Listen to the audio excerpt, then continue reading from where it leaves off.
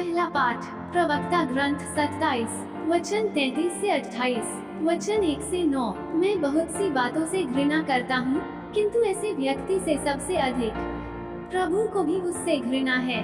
जो पत्थर ऊपर फेंकता वह उसे अपने सिर पर गिराता है, जो षड्यंत्र रचता वह उससे घायल हो जाएगा। जो गड्ढा खोदता वह स्वयं उसी में गिरेगा, जो अपने पड़ोसी के लिए पत्थर रखता वह उसी से ठोकर खाएगा, और जो जाल बिछाता वह उसी में फंसेगा। जो बुराई करता उसे उससे हानि होती है, यद्यपि वो नहीं जानता कि वो कहां से आती है। घमंडी का उपहास और अपमान किया जाएगा, और प्रतिशोध घात में बैठे हुए सिंह की तरह उसकी प्रतीक्षा करता है। जो धर्मियों के पतन पर आनंदित है, वे स्वयं जाल में फंसेंगे, और वे मृत्यु से पहले वेदना से घुल जाएंगे। विद्वेष और क्रोध घृणित है, तो भी पापी दोनों किया करता है।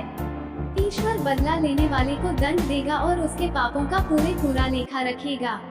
अपने पड़ोसी का अपराध क्षमा कर दो, और प्रार्थना करने पर तुम्हारे पाप क्षमा किए जाएंगे। यदि कोई अपने मन में दूसरों पर क्रोध बनाए रखता है, तो वह प्रभु से क्षमा की आशा कैसे कर सकता है। यदि वह अपने भाई पर दया नहीं करता, तो वह अपने पापों के लिए क्षमा कैसे मांग सकता है। निरा मनुष्य होते हुए भी यदि वह वैर बनाए रखता, तो उसे अपने पापों की क्षमा कैसे मिल सकती है। उसके पापों की क्षमा के लिए कौन प्रार्थना करेगा। अंतिम बातों का ध्यान रखो और वैर रखना छोड़ दो। विकृति तथा मृत्यु को याद रखो और आज्ञाओं का पालन करो। आज्ञाओं का ध्यान रखो और अपने पड़ोसी से वैर न रखो। सर्वोच्च ईश्वर के विधान का ध्यान रखो और दूसरों के अपराध क्षमा कर दो। सुसमाचार संत मत्ती 18 वचन 21 से 35। तब पेत्रुस ने पास आकर ईसा से कहा, प्रभु, यदि मेरा भाई मेरे विरुद्ध अपराध करता जाए, तो मैं कितनी बार उसे क्षमा करूं? 7 बार तक। ईसा ने उत्तर दिया, मैं तुमसे नहीं कहता 7 बार तक, बल्कि 70 गुना 7 बार तक। यही कारण है कि स्वर्ग का राज्य उस राजा के सदृश है, जो अपने सेवकों से लेखा लेना चाहता था। जब वह लेखा लेने लगा, तो उसका लाखों रुपए का एक कर्जदार उसके सामने पेश किया गया। अदा करने के लिए उसके पास कुछ भी नहीं था, इसलिए स्वामी ने आदेश दिया कि उसे, उसकी पत्नी, उसके बच्चों और उसकी सारी जायदाद को बेच दिया जाए और ऋण अदा कर लिया जाए।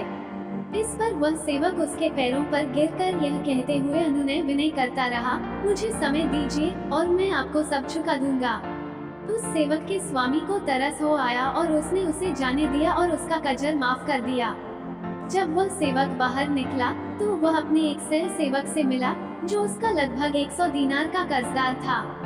उसने उसे पकड़ लिया और उसका गला घाट कर कहा, अपना कर्ज चुका दो। सह सेवक उसके पैरों पर गिर पड़ा और यह कहते हुए अनुनय विनय करता रहा, मुझे समय दीजिए और मैं आपको चुका दूंगा। परंतु उसने नहीं माना और जाकर उसे तब तक के लिए बंदी गृह में डलवा दिया, जब तक वह अपना कर्ज न चुका दे। ये सब देखकर उसके दूसरे सह सेवक बहुत दुखी हो गए और उन्होंने स्वामी के पास जाकर सारी बातें बता दी। तब स्वामी ने उस सेवक को बुलाकर कहा, दृष्ट सेवक, तुम्हारी अनुनय विनय पर मैंने तुम्हारा वह सारा कर्ज माफ कर दिया था। तो जिस प्रकार मैंने तुम पर दया की थी, क्या उसी प्रकार तुम्हें भी अपने सह सेवक पर दया नहीं करनी चाहिए थी। और स्वामी ने क्रोध होकर उसे तब तक के लिए जल्लादों के हवाले कर दिया, जब तक वह कौड़ी कौड़ी न चुका दे। यदि तुम में हर एक अपने भाई को पूरे हृदय से क्षमा नहीं करेगा, तो मेरा स्वर्गिक पिता भी तुम्हारे साथ ऐसा ही करेगा। मनन चिंतन। आज के सुसमाचार में यीशु कहते हैं, यदि तुम में से हर एक अपने भाई या बहन को मन से क्षमा न करेगा, तो मेरा पिता जो स्वर्ग में है तुमसे भी वैसा ही करेगा। हम इस दुनिया में कर्जदार के रूप में रहते हैं। संत पौलुस सवाल करते हैं, कौन आपको दूसरों की अपेक्षा अधिक महत्व देता है? आपके पास क्या है जो आपको न दिया गया है? और यदि आपको सब कुछ दान में मिला है, तो इस पर गर्व क्यों करते हैं, मानो यह आपको न दिया गया हो। हम जो कुछ भी हैं और हमारे पास जो कुछ भी है, उन सब के लिए हम ईश्वर के ऋणी हैं। अय्यूब ये जानता था, इसलिए वह कह सका, मैं नंगा ही माता के गर्भ से निकला और नंगा ही पृथ्वी के गर्भ में लौट जाऊंगा। प्रभु ने दिया था, प्रभु ने ले लिया। धन्य है प्रभु का नाम। जब हम दूसरों के साथ व्यवहार करते हैं, तो हमें हमेशा ईश्वर के प्रति इस भारी ऋण के बारे में सचेत रहना चाहिए।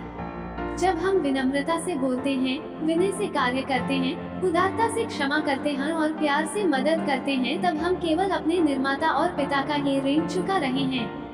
हम पुरस्कार या पारितोषिक का दावा करने के लिए कुछ नहीं कर रहे हैं। संत याकूब कहते हैं, सभी उत्तम दान और सभी पूर्ण वरदान ऊपर के हैं और नक्षत्रों के उस सृष्टिकर्ता के यहाँ से उतरते हैं, जिसमें न तो कोई परिवर्तन है और न परिक्रमा के कारण कोई अंधकार। हर बार जब हम दूसरों से नाराज या आहत होते हैं, आइए हम इस बात से अवगत रहें कि यह हमारे लिए बड़े पैमाने पर हमारे स्वर्गीय पिता के कर्ज चुकाने का एक मौका है, जो हम पर दया करते रहे हैं।